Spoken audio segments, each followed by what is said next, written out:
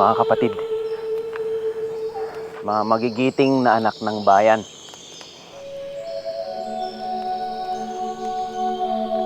ang inyong pagparito ay pagpapakita na hindi kayo nasisindak sa napipintong panganib.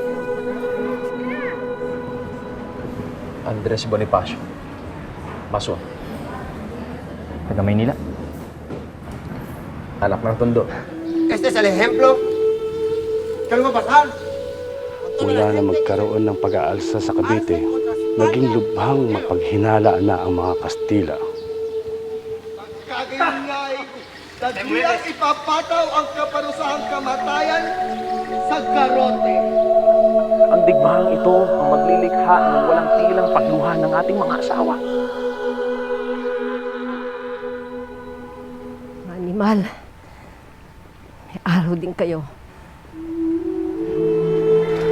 Lubos na mapanganib para sa dinadala mo ang magiging tahanan.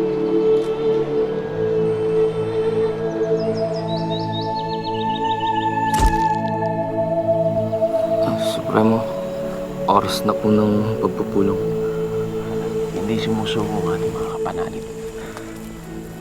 Ang tagumpay sa Cavite ay pagpapakita na kaya natin lupigin ang puwersa ng Espanya. Ang digmaang ito magdadala sa atin sa mahabang parang ng paghihingalo. Punitin para sa kalayaan! Punitin! Punitin!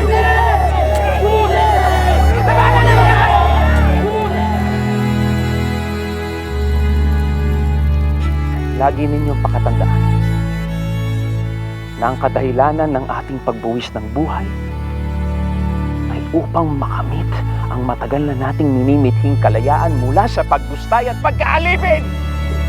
Don Andres, kung ano man, kung sino man, handa akong mamuna o sumunod hanggang sa dulo ng buhay.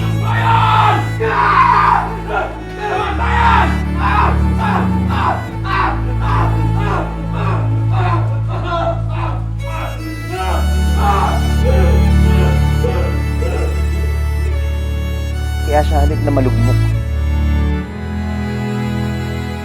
ipunin ang lahat ng inyong galit. Pero wala siya lalaki. Wala siyang kasalanan, maawa kayo sa kanya. Wala siyang kasalanan! Bilang gatong sa nag-aalab ng puso.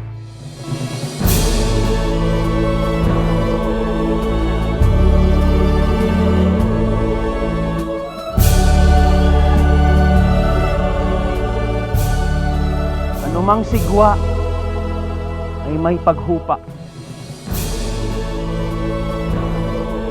Anumang kadiliman ay dadaikin ng pagbubukang liwayway. At magbabayad sa bayan ang may pagkakautang. Dumating na.